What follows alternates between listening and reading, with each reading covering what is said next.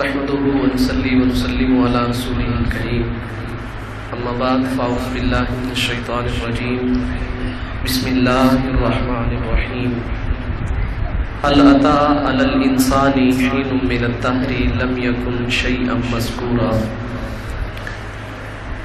قال الله تبارك وتعالى في مقام آخر انما امره اذا اراد شيئا ان يقول له كن فيكون قال الله تبارك وتعالى في مقام آخر قل لا اسألكم عليه اجرا الا المودة في القربى قال رسول الله صلى الله عليه وسلم ان الحسن والحسین سیدا شباب اہل الجنہ او کما قال علیہ الصلوۃ والسلام قال رسول اللہ صلی اللہ علیہ وسلم من مات حب آل محمد مات شہیدا او کما قال علیہ الصلوۃ والسلام صدق اللہ وصدق رسولہ النبی الکریم الامین ونحن على ذلك لمن الشاهدين والشاكرين والحمد لله رب العالمين ان الله وملائكته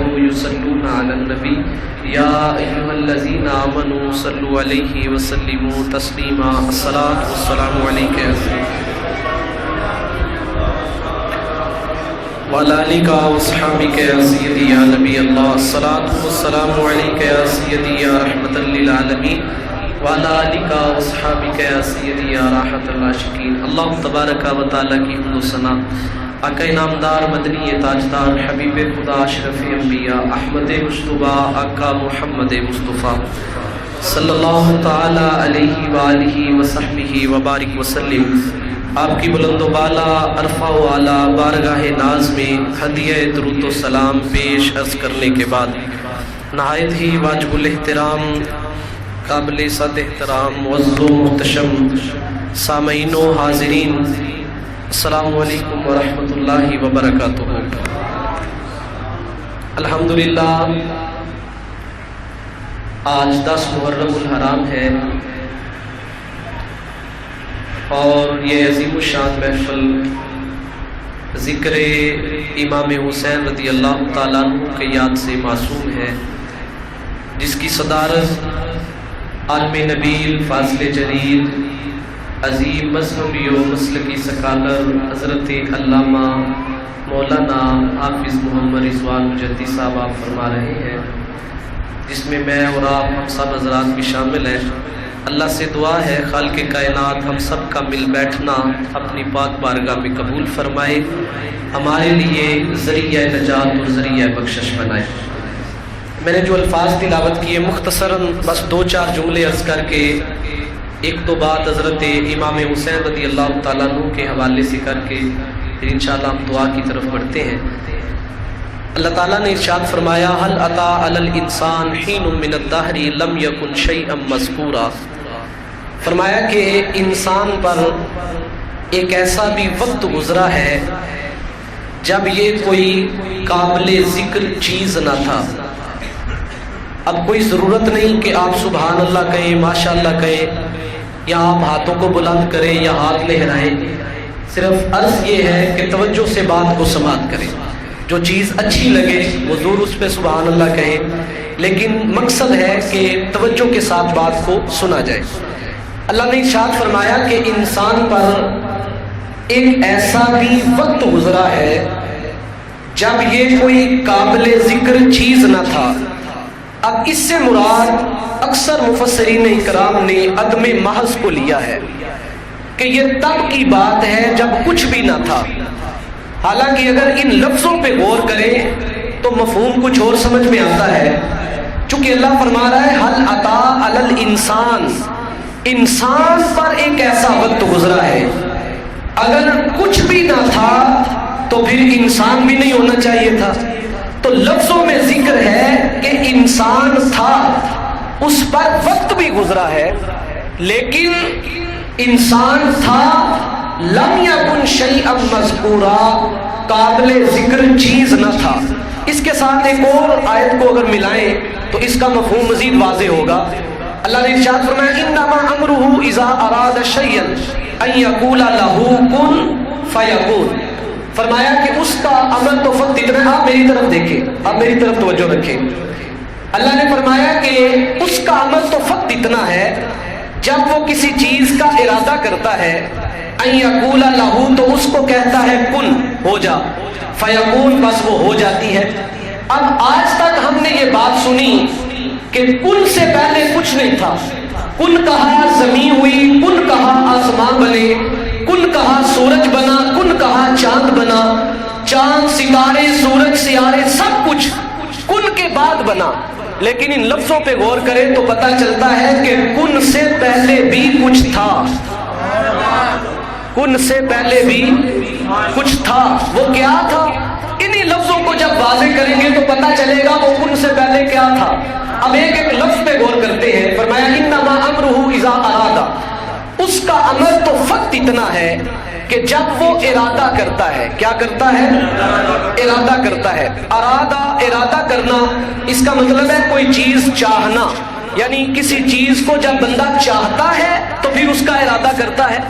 تو اب ارادہ کا ترجمہ مفہومی اعتبار سے چاہت والا بنتا ہے. اب اس آیت کا ترجمہ بنا انما امرہ اذا اراد شیئا ان یقول لہ کن فیکون, کہ اس کا امر تو فقط اتنا ہے اذا اراد شیئا, جب اس نے چاہا شیئا, ایک چیز کو. کس کو؟ ایک چیز کو. ان یقول لہ, پھر اس چاہی ہوئی چیز سے کہا کن, ہو جا, فیکون, پس وہ ہو گئی. اب پتہ چلا کہ کن سے پہلے کوئی چیز تھی, اور وہ چیز صرف چیز نہ تھی, وہ رب کی چاہت بھی تھی. وہ رب کی چاہت بھی تھی. اب وہ چاہت کیا ہے؟ اب آگے چلیں. اذا ارادہ, ارادہ چاہت سے ہوتا ہے. آگے شیئن, شاء یشاء, حضرت تشریف فرمائیں شاء یشاء سے شیئن مصدر ہے. شاء کا مطلب بھی چاہ جانا, شیئن کا مطلب چاہت. اب شیئن کا ترجمہ چاہت سے مفہومی اعتبار سے کریں تو آیت کا ترجمہ یوں بنا انما امرہ اذا اراد شیئا ان یقول لہ کن فیکون. اس کا امر تو فقط اتنا ہے جب اس نے چاہا. اذا ارادہ, جب اس نے چاہا. کس کو چاہا؟ شیئن, چاہت کو. کس کو؟ چاہت کو. جب اس نے چاہت کو چاہا تو اس چاہت سے کہا ان یقول لہ, اس چاہت سے کہا کن, اب ہو جا, فیکون, پس وہ ہو گئی. اب سوال ہے کہ کن سے پہلے پتا چلا کوئی چیز تھی. وہ چیز بھی عام نہیں تھی, وہ اللہ کی چاہت تھی. اب سوال یہ ہے کہ وہ چاہت کیا تھی جس کا وجود کن سے بھی پہلے موجود تھا؟ تو اس کا جواب ہے وہ چاہت ذات مصطفیٰ تھی. یا رسول اللہ, یا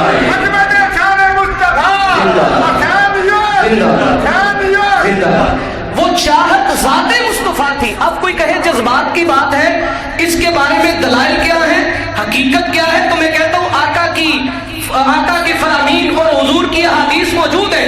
نبی پاک صلی اللہ علیہ وسلم نے خود ارشاد فرمایا, حضور فرماتے ہیں ابھی کچھ بھی نہیں بنا تھا جب حضرت جابر نے سوال کیا عبد الرزاق عن معمر عن ابن المنکدر عن جابر قال سألت رسول اللہ صلی اللہ علیہ وسلم عن اول شیء خلقہ اللہ تعالی. اللہ کے حبیب جب کچھ نہ تھا اللہ نے سب سے پہلے کس چیز کو بنایا؟ پوچھنے والا صحابی ہے, بتانے والے امام الانبیاء ہے. آقا فرماتے ہیں کہ اے جابر سب سے پہلے اللہ نے جس چیز کو بنایا فقالا ہوا نور نبی کا, وہ تیرے نبی کا نور تھا. وہ تیرے نبی کا نور تھا. پھر فرمایا تیرے نبی کے نور کو اللہ نے بنایا, اور بنا کے اس نئی اشارہ الف سنۃ, اللہ نے 12,000 سال تک اپنے قرب میں رکھا, اپنی ماتم کے پردوں میں چھپا کے رکھا.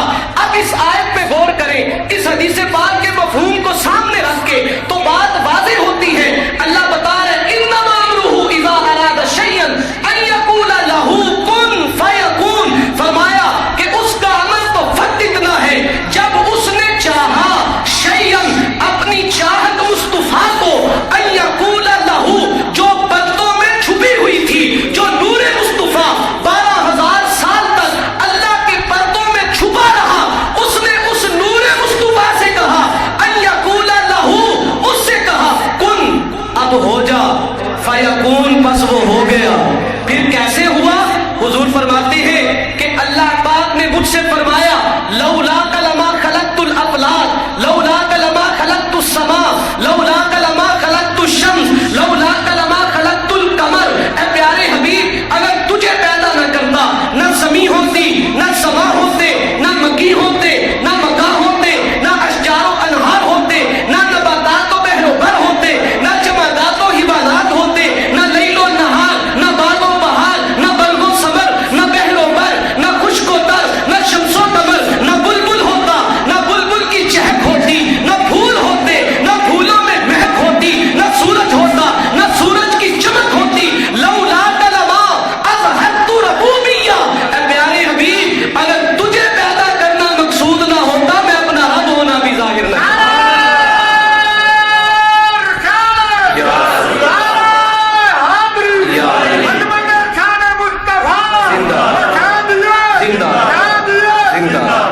اب اللہ نے اس آیت میں اپنی چاہت کو بتایا، توجہ میری طرف رکھیں، اللہ نے اس آیت میں اپنی چاہت کو بتایا۔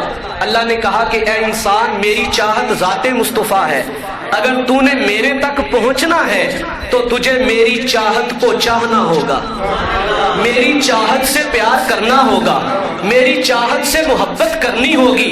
اعلیٰ حضرت نے اسی لیے فرمایا بخدا، خدا کا یہی ہے در، نہیں اور کوئی مفر مکر، جو وہاں پہ ہو یہیں آ کے ہو، جو یہاں نہیں وہ وہاں نہیں۔ قل ان کنتم تحبون اللہ فاتبعونی یحببکم اللہ، تیری اتباع کے جلووں میں محبوبیت خدا ہے۔ اللہ بتا رہا ہے اے لوگوں، اگر میرے تک پہنچنا ہے تو پھر میری چاہت کو چاہو، میری چاہت مصطفیٰ سے جب پیار کرو گے تو میں تمہیں اپنا محبوب بنا لوں گا۔ یہ بات واضح ہو گئی کہ اللہ تک پہنچنا ہے تو اللہ کی چاہت مصطفیٰ سے محبت کرنی ہوگی۔ اب مصطفیٰ سے پوچھیں آپ تک پہنچنے کا بھی کوئی ذریعہ ہے؟ آپ تک پہنچنے کا بھی کوئی راستہ ہے؟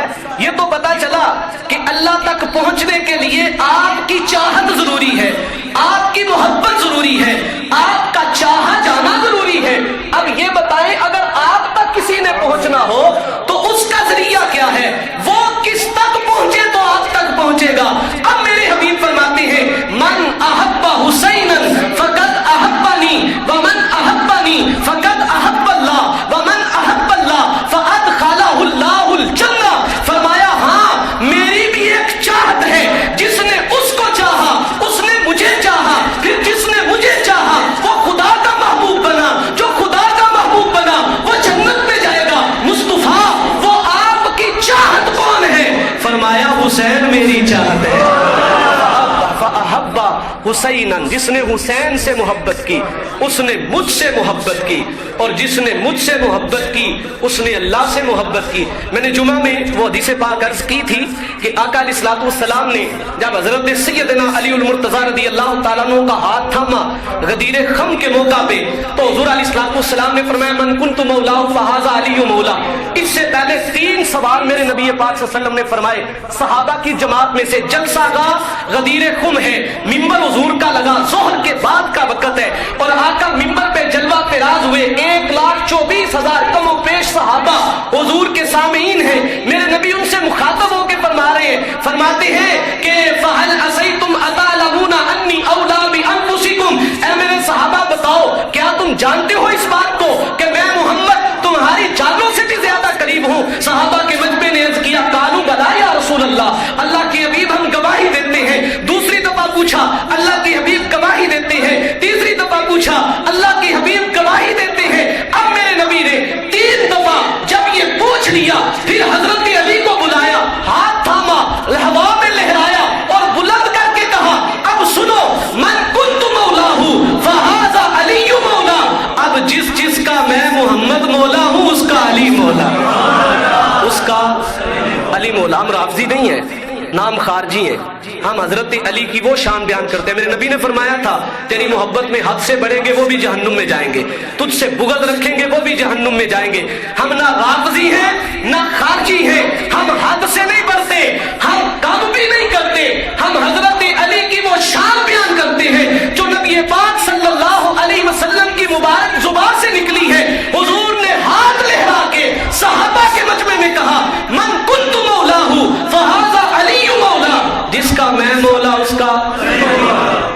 اللہ، سب سے پہلے جس نے حضرت علی کو صحابہ میں مولا کہا وہ ذات کون سی ہے؟ اب لوگوں نے نفرتوں کی دیواریں کھڑی کر دی، کہتے ہیں کہ اہل بیت اطہار اور صحابہ رسول آپس میں محبت نہیں کرتے تھے۔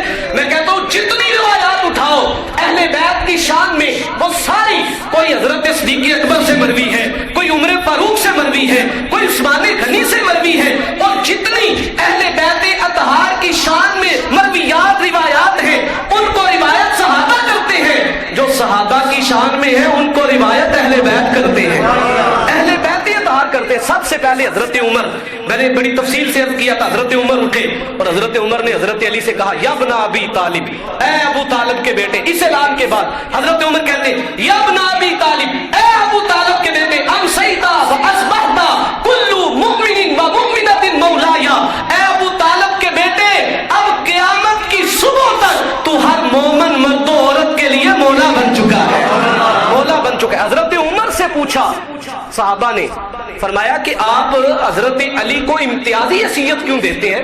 ہم نے محسوس کیا ہے جہاں حضرت علی ہوتے ہیں آپ امتیازی سلوک کرتے ہیں، باقی بھی قبائل صحابہ موجود ہیں، آپ ان سے امتیازی سلوک کیوں کرتے ہیں؟ تو حضرت عمر نے کیا کہا؟ حضرت عمر کہتے ہیں باقی سارے صحابہ میرے بھائی ہیں، میرے بھائی ہیں، لیکن علی انہ مولا، یا علی تو میرا مولا ہے، علی تو میرا مولا ہے۔ حضور فرماتے ہیں اب جس نے مجھ تک پہنچنا ہے تو وہ میری اہل بیت کی محبت میں آ جائے، پھر اسے میری محبت مل جائے گی، جسے میری محبت مل گئی اسے اللہ کی محبت مل جائے گی۔ اب ایک آیت میں نے اور پڑھی تھی، وہ عرض کر کے پھر کربلا کے حوالے سے ایک واقعہ حضرت سیدنا علی اصغر کی شہادت بیان کر کے پھر دعا کرتے ہیں۔ اللہ تعالیٰ نے ارشاد فرمایا وَإِذِ ابْتَلَىٰ إِبْرَاهِيمَ رَبُّهُ بِكَلِمَاتٍ فَأَتَمَّهُنَّ قَالَ إِنِّي جَاعِلُكَ لِلنَّاسِ إِمَامًا، فرمایا کہ اللہ نے حضرت ابراہیم کو آزمایا، مختلف آزمائشیں حضرت ابراہیم پہ اللہ نے ڈالی، اپنی جان سے بھی آزمایا، آگ میں ڈالا گیا، اور اولاد سے بھی آزمایا، حضرت اسماعیل کے گلے میں چھری رکھوا کے۔ یہ کوئی آسان معاملہ نہیں تھا، 80 سال کی عمر میں حضرت سیدنا ابراہیم کو حضرت اسماعیل عطا ہوئے، تہجد کے سجدوں میں مانگ مانگ کے یہ بیٹا لیا، جس کی پیشانی میں نور مصطفیٰ کی جھلک تھی، آسان معاملہ نہیں تھا۔ گود میں ہے تو اللہ کا حکم آتا ہے کہ انہیں چھوڑے وادی زیزرا میں، اور جب جوان ہوئے فلما بلغ معه السعی، جب بلوغت کی عمر کو پہنچے تو حکم ہوتا ہے کہ میرے راستے میں ذبح کر دیا جائے۔ حضرت ابراہیم حضرت اسماعیل کو لے کے مقام مینا میں جب پہنچتے ہیں تو وقت وہ بھی وقت ظہر ہے، ادھر غدیر خم کا جو خطبہ دیا جا رہا ہے وقت وہ بھی وقت ظہر ہے، ادھر جب میدان مینا میں حضرت ابراہیم اسماعیل کو لے کے پہنچتے ہیں تو یہ بھی وقت ظہر ہے، حضرت اسماعیل کو لٹا دیا جاتا ہے، حضرت ابراہیم حضرت اسماعیل کے گلے پہ چھری رکھتے ہیں، حرکت دیتے، آسان معاملہ نہیں تھا، جسم کانپ رہا ہے، ہاتھ تھرا رہے ہیں اور دل کی حالت بدل رہی ہے۔ میں کہتا ہوں میرا بیٹا، آپ کا بیٹا، میری اولاد، آپ کی اولاد کوئی ایک تھپڑ لگا دے تو دل میں کتنی تکلیف پیدا ہوتی ہے۔ یہ وہ بیٹا ہے جس کی پیشانی میں نور مصطفیٰ کی جھلک ہے، جو اللہ سے مانگ مانگ کے لیا، تہجد کے سجدوں میں رو رو کے جسے رب سے پایا ہے۔ اللہ کہہ رہا قربان کرو، اللہ کے خلیل نے لٹا لیا، چھری گردن پہ رکھی اور چھری کو حرکت دی۔ بیٹے نے کہا ابا جان ٹھہر جائے، یہ میرے ہاتھ پاؤں کھول دے۔ بیٹا کیا ہوا؟ کیا پروگرام بدل گیا؟ کہا نہیں ابا جان، ہاتھ پاؤں کھول دے، کل کہنے والا مورخ یہ نہ لکھے کہ ابراہیم قربان کرنا چاہتے تھے، اسماعیل قربان ہونا نہیں چاہتے تھے۔ بیٹے نے باندھ کے ذبح کیا۔ اللہ کے پیارے خلیل ہاتھ پاؤں کھول دے، چھری چلے گی، گردن کٹے گی، خون بہے گا، لیکن میرے جسم میں حرکت بھی پیدا نہیں ہوگی۔ یہ کوئی آسان معاملہ نہیں تھا۔ اللہ نے فرمایا کہ پیارے ابراہیم قد صدقت الرؤیا، حضرت ابراہیم نے آنکھوں پہ پٹی باندھی، چھری چلائی، چھری چلی، گردن کٹی، خون بہا۔ حضرت ابراہیم نے کانپتے ہاتھوں سے جب پٹی کو کھولا تو سامنے کا منظر عجیب ہے، سامنے حضرت جبریل بھی کھڑے مسکرا رہے ہیں، حضرت اسماعیل بھی کھڑے مسکرا رہے ہیں، اور دمبا ذبح ہوا پڑا ہے۔ تو اللہ نے فرمایا قد صدقت الرؤیا، کہ آپ نے اپنی خواب کو سچا کر دکھایا۔ فرمایا کہ وَفَدَيْنَاهُ بِذِبْحٍ عَظِيمٍ، ہم نے ذبح عظیم کے فدیہ میں آپ کو بچا لیا، آپ کے بیٹے کو بچا لیا۔ اب یہاں پہ بات قابل توجہ ہے، ذبح عظیم کس کو کہا جا رہا ہے؟ کیا اس دمبے کو کہا جا رہا ہے؟ وہ دمبا تو ایک عام انسان کی حیثیت اور اس کی شخصیت کا مقابلہ نہیں کر سکتا۔ دمبا جتنا بھی اہم کیوں نہ ہو، ہے تو وہ جانور، ہے تو وہ تو اللہ کہہ رہا ہے لقد خلقنا الانسان فی احسن تقویم، میں نے انسان کو سب سے اشرف بنایا ہے. اور سامنے پڑے ہیں حضرت اسماعیل، تو حضرت اسماعیل کی قربانی کے بدلے میں فدیے میں دمبا آ رہا ہے، تو دمبا ذبح عظیم کیسے ہو سکتا ہے؟ وہ تو جانور ہے. اللہ نے کہا وَتَرَكْنَا عَلَيْهِ فِي الْآخَرِينَ، اے پیارے ابراہیم ہم نے بعد والوں کے لیے اسے باقی رکھا ہے. اب یہ یہاں پہ میں بات ختم کرتا ہوں، یہ بات آپ ذہن میں رکھیں. اب دوسری طرف آئیں، اللہ سے حضرت ابراہیم کے بارے میں اللہ نے فرمایا آپ نے ساری میری طرف سے آزمائشوں کو پورا کر دیا. فرمایا وَإِذِ ابْتَلَىٰ إِبْرَاهِيمَ رَبُّهُ بِكَلِمَاتٍ فَأَتَمَّهُنَّ، فرمایا آپ نے پورا کر دیا ساری آزمائشوں کو. اب کیا ہے؟ قَالَ إِنِّي جَاعِلُكَ لِلنَّاسِ إِمَامًا، کہا ہے پیارے ابراہیم ہم آپ کی ذریت کو امامت عطا فرماتے ہیں. کیا عطا فرماتے ہیں؟ امامت. آپ جانتے ہیں جب حضرت ابراہیم نے اللہ کا گھر بنایا تو اللہ سے دعا مانگی تھی حضور کے آنے کی، ربنا وابعث فیہم رسولا، کہ اے اللہ مجھے اپنا رسول عطا فرما. تو حضرت ابراہیم نے مانگ کے لیا مصطفیٰ کو. وہ مانگی ہوئی دعا تھی جس کا صلہ امام الانبیاء کی ذات حضرت ابراہیم کی اولاد میں سے تشریف لائے. لیکن یہاں پہ اللہ خوش ہو کے امامت عطا فرما رہا ہے. گویا کہ حضرت ابراہیم کو اللہ نے دو چیزیں عطا فرمائی، ایک مانگنے پہ، ایک اپنی رحمت سے. حضرت ابراہیم نے مصطفیٰ کو مانگ کے لیا اور اللہ نے خوش ہو کے امامت عطا فرمائی. اب حضرت امام الانبیاء کو نبوت اللہ نے وہ دی کہ جس پہ نبوت ناز کرتی ہے، اور حضرت ابراہیم نے مانگ کے امامت لی تھی تو اللہ نے آپ کی نسل میں سے حضرت امام حسین کو وہ امامت دی جس پہ امامت ناز کرتی ہے، جس پہ امامت ناز کرتی ہے. یہ عطائے رب جلیل تھے جو اللہ تعالیٰ نے حضرت امام حسین کو حضرت ابراہیم کی نسل میں سے پیدا کیا. کون امام حسین؟ میرے نبی پاک صلی اللہ علیہ وسلم ارشاد فرماتے ہیں حسین منی وانا من الحسین، حسین مجھ سے ہے اور میں حسین سے ہوں. یہ جملہ کوئی عام نہیں تھا. حضرت علی اصغر 6 ماہ کی معصومیت ہے. 6 ماہ کے بچے کو تو پتہ بھی نہیں ہوتا کہ میرے ساتھ معاملہ کیا ہے، مجھے کس جرم میں جو ہے وہ تکلیف دی جا رہی ہے. تڑپتے ہوئے 3 دن ہو گئے پیاس سے. یہاں بھی میں ایک بات عرض کرنا چاہتا ہوں، میں نے جمعہ میں بھی عرض کیا تھا. بعض احباب کہتے ہیں کہ وہ کچھ کر نہیں سکتے تھے، ایسا نہیں ہے. وہ حوض کوثر کے وارث تھے، اگر چاہتے تو کیا نہیں ہو سکتا تھا. حضرت امام زہری نے امام زین العابدین کو دیکھا نا بیڑیاں لگی ہوئی، تو عرض کی کہ حضور آپ شہزادہ رسول ہیں اور بیڑیاں لگی ہوئی ہیں. رونے لگے امام زہری. امام زین العابدین نے اشارہ کیا، بیڑیاں ٹوٹ کے گر گئی. امام زین العابدین فرماتے ہیں کہ زہری رونے کی کوئی بات نہیں، ہم تو اس کی رضا پہ راضی ہیں، جیسے اس کی مرضی ہے. ہم کہتے ہیں کہ وہ آزما لے، وہ دیکھ لے کہاں تک ہمیں آزمانا چاہتا ہے. وہ کیا کسی نے کہا تھا مارو مارو تے مینوں مار مکاؤ، کوئی عذر نہ پیش لے آواں، جے سونا میرے دکھ وچ راضی تے میں سکھ نو چلے داواں. تو یہ تو اللہ کی رضا پہ راضی تھے. حضرت امام حسین نے جو آخری سجدہ کیا وہ الفاظ کیا تھے؟ حضرت امام حسین کہتے ہیں مالک جو تو نے آزمائش ڈالی میں نے صبر کر کے دکھا دیا. وَتَسْلِيمًا لِأَمْرِكَ، جو تیرا امر تھا میں نے اس کو تسلیم کر لیا. بھتیجے بھی قربان کیے، بانجے بھی قربان کیے اور اپنا سب کچھ تیرے راستے میں لٹا دیا. حضرت امام حسین کی قمیض کو جب اتارا گیا 313 تیروں کے زخم ہیں، 33 تلواروں کے زخم ہیں، 34 نیزوں کے گھاؤ ہیں، اتنا جسم تار تار ہے.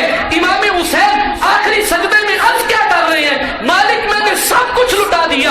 حسین نے اپنے بچے، اپنے بھتیجے، اپنے بھانجے، اپنے بھائی سب کچھ تیرے لیے قربان کر دیا. سبحان ربی الاعلی. مالک تو بھی بتا، تو بھی اپنے حسین پہ راضی ہے کہ نہیں راضی؟ تو کہتے ہیں کربل کے ذرے ذرے سے آواز آئی ہوگی اس نواسے پہ محمد مصطفیٰ کو ناز ہے، اس پیاسے پہ علی شیر خدا کو ناز ہے. اوروں نے بھی سجدے کیے پر اس کا عجب انداز ہے، اس نے وہ سجدہ کیا جس پہ خدا کو ناز ہے، جس پہ خدا کو. حضرت علی اصغر کو اٹھایا اور اٹھا کے لے گئے کربل میں اور جا کے کہا یہ معصوم ہے، اس کو تو 2 گھونٹ پانی دو. آج لوگ یزید کی بھی طرفداری کرتے ہیں. میں کہتا ہوں تاریخ انسانی میں کسی نے ایسا ظلم بھی کیا ہوگا، کسی نے ایسی زیادتی بھی کی ہوگی. حوصلہ ہے امام حمام امام حسین رضی اللہ تعالی عنہ کا. مقصد پانی مانگنا نہیں تھا، مقصد یہ تھا کہ تاریخ جان لے یہ کتنے ظالم اور جابر قسم کے لوگ ہیں اور ان کی سوچ اور فکر کا انداز کس قدر کبھی ہے. حضرت علی اصغر کو گودی میں اٹھا کے حضرت امام کہتے ہیں کو یہ بھی نہیں پتا میں کس جرم میں اس میدان میں موجود ہوں، سو اس کے لیے تو 2 گھونٹ پانی دو۔ کہتے ہیں تیر آیا، حضرت علی اصغر کے حلق میں لگا، خون کا فوارہ نکلا۔ میرے امام نے حضرت علی اصغر کا خون پکڑا اور یوں آسمان کی طرف بلند کیا، گویا حضرت بابا فرید گنج شکر رحمت اللہ تعالی علیہ کے لہجے میں یوں کہا ہوگا، تن تندور تے ہڈیاں بالن تے اساں ہاواں نال تپایا، کپ کپ بکیاں اساں کیتے پیڑے اتو عشق پلیتھن لایا، تن دی ہاندی من دا سالن اتو لون سمردہ پایا، یار فریدہ دے میں ساری تیری تینو اجے یقین نہ آیا۔ اس انداز میں حضرت امام حمام نے اپنا سب کچھ دین اسلام کے لیے قربان کیا۔ وہ کیا کسی نے خراج عقیدت پیش کیا، بھولو گے کس طرح سے کہانی حسین کی، مقروض کر گئی ہے جوانی حسین کی، نانے کے دین کا درد کھینچ کے لایا تھا کربلا، منزل نہیں تھی نہر کا پانی حسین کی، حسین تیری عطا کا چشمہ دلوں کے دامن بگو رہا ہے، یہ آسماں پر اداس سورج تیری ہی فرقت میں رو رہا ہے، حسین تیرے غم میں کائنات روتی ہے، نکل کے دن روتا ہے، چھپ